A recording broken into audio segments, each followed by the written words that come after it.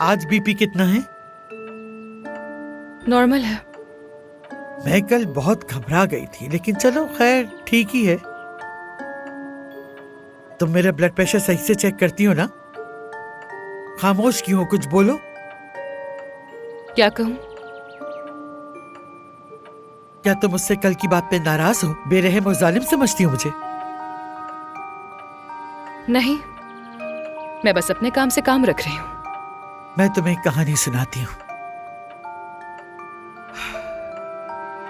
मेरा एक बड़ा बेटा है, मेरी आंखों का तारा ओरहान। उसे यही मेरे पास रहना था, मेरी देखभाल के लिए, लेकिन वो मेरे पास नहीं। सुन रही हो ना? हाँ, लेकिन आप ये सब कुछ मुझे क्यों बता रही हैं, ये समझ नहीं आ रहा।